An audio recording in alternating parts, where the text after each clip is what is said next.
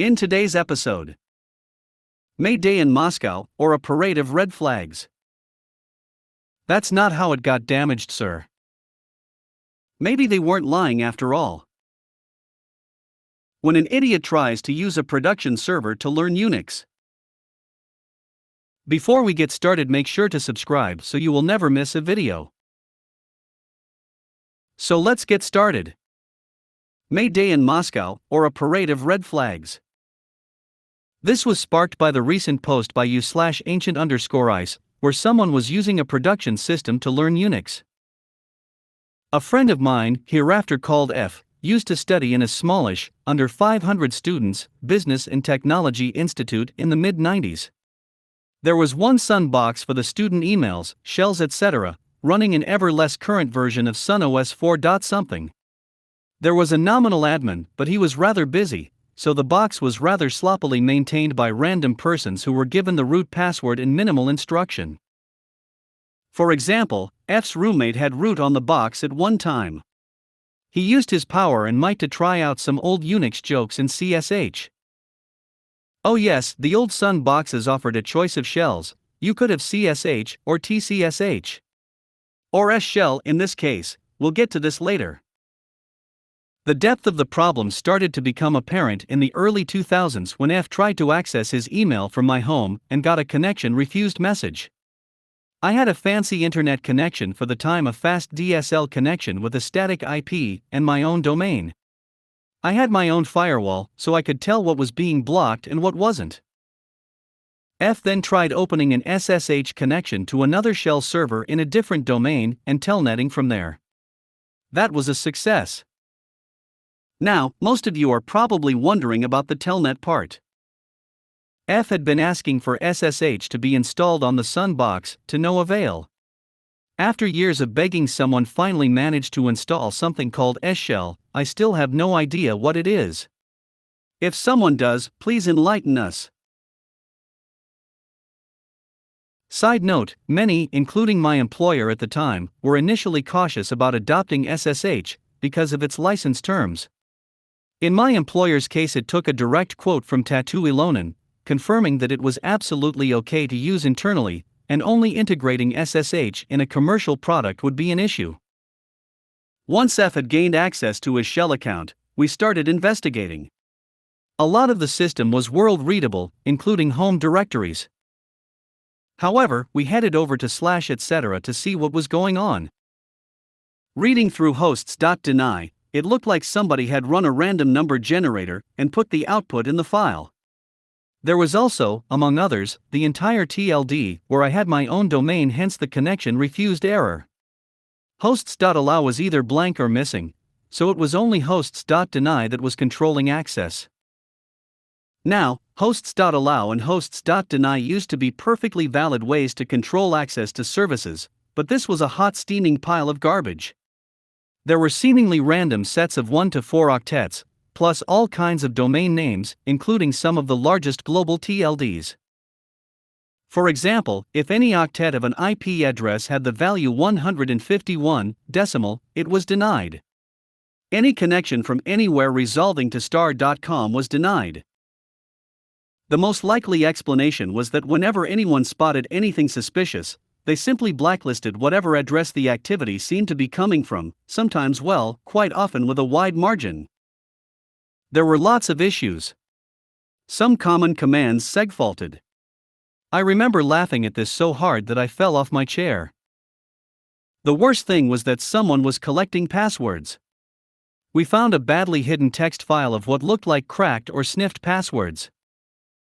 From the looks of it, the password collector had been running at least a year.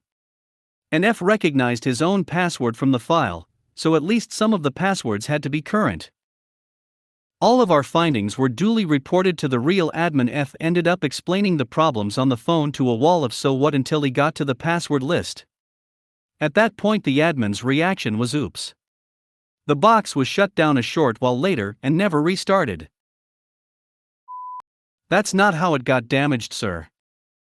The era, early 2000s, I think 01 or 02. The cast, me OP, a field technician working for a major wireless network provider doing field repairs on customer cell phones under warranty. Angry customer, we'll call him Bob, owner of a Nokia 3310, a pickup truck, and serious anger issues. The setting, a retail service center. I was working as a field technician for what we will call a major cellular services provider. This was of course well before data on phones were common, and this particular story involves one of the most indestructible devices known to mankind. A Nokia 3310 bar phone. I typically didn't work in the retail location and primarily only dealt with business customers on site. I was asked to cover the shift of a colleague while she went on vacation for a week. My very first day there, I was approached by Bob. Bob was a large man, 6 feet 4 inches-ish and a solid 300 pounds, yeah, I'm American Go standard measurements. Bob came screeching into the parking lot in his 1982 Chevrolet Dodge Air hauler, leapt down from its lifted frame, and came storming into the store. Now I'm a technician, so I don't generally work with the customers. They have customer service agents in the store who deal with the customer, and then involve the technician if repairs are needed. I stay hidden in the back and do my thing. But Bob was a hard guy to miss. As I watched the customer service agent approach the man, he starts screaming and berating the agent that his phone had fallen from the nightstand and had shattered, and that it was a defective device, and F***U, and you guys always try to rip me off and on and on. Folks, this was not a cracked screen. This thing had been run over by a vehicle, I'm guessing Bob's infamous air hauler outside, or smashed with a hammer. I have heard reports this brick of a phone withstanding falls of over 50 feet before bouncing off the pavement with nary a scratch. This phone had not fallen from a nightstand. Cue my entrance. The CSR didn't even need to come ask for me, I was already waiting. I approach Bob with a brand new, fresh out of the box 3310. I power the device on, wait till it loads up, then proceed to throw it on the floor and stomp on it. No surprises, not a scratch. Bob had to eat crow and the cost of a new device, as I refused to process it as a warranty claim stating the customer had clearly taken extreme action on the phone. The funny thing is, we had full discretion to process any claim under warranty, but Bob was an asshat, so Bob got what he deserved. Maybe they weren't lying after all. One of my very first calls when I started working in tech support was a user claiming that they were locked out of their computer because their cat walked on top of their laptop. At that point in my life I had never owned a cat, and while I was new to IT, I had enough life experience to know how people lie to save their pride. I unlocked the account, but the call stayed in my mind as it was my first experience with what I assumed to be a lie of that kind, and I found it funny. Fast forward about 10 years, I now have 2 cats and Microsoft is in its lovely campaign of upgrade your PC Windows 10, it's free. I had no intentions of doing so that early on, and I wasn't even sure if my laptop would have been able to support 10. I'm puttering around on my laptop, and had to step away to help my wife with something. When I came back, I see my cat walking all over my laptop, and it's on a very unfamiliar blue screen. I removed said cat from said laptop, and in the space of 10 seconds experienced horror and relief. I realized that she had inadvertently started the Win 10 upgrade, but the laptop needed one more confirmation to proceed, and I could still cancel out. My mind immediately flashed back to that call from a decade earlier, and I felt a little remorse for thinking that caller to be a liar, but not too much, because I had dealt with so many other liars since. And now I take extra care to lock my laptop, since now we have even more cats at home today. When an idiot tries to use a production server to learn Unix. Backstory: I worked on a Windows help desk for a large company. The remote offices all used Unix servers to run their print and file server as well as their local application. Story: about 6:30 a.m. customer calls me up one day, my printer isn't working. My reply: sure, let me check the printer queue and see what's going on. We had a login to pull up a menu system to clear queues and a couple of other functions. When trying to clear the queue, it said I didn't have permissions. I was given a command line login to do the same thing. Again, it told me I didn't have permission to clear the queue. I walked over to the Unix admin who just walked in. I explained the issue, and he was surprised at this error. He logins to this server using root. For the non-Unix people, this is like logging into Windows using administrator. When the Unix admin tries to clear the queue, you do not have permissions.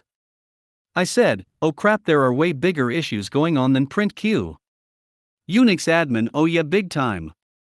I replied, I will put a ticket over to your queue in a min.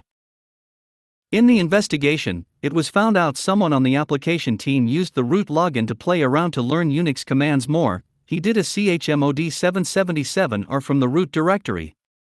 This changes every file/folder to read, write and execute for user group and all. In other words, messing the entire server's folder permissions up so bad it cannot function. He didn't want to buy an old computer and just put Linux on to learn, but instead used a production server to learn off of. The application team was given a different login to use that day, and root was only used by Unix admin after that. The idiot who caused all this was yelled at to an inch of his life and basically told if he made one more screw up he would be canned. We were all shocked he wasn't fired. We think because he was the only person who worked the graveyard, and no one else ever wanted to work it, that is the only thing that saved his job.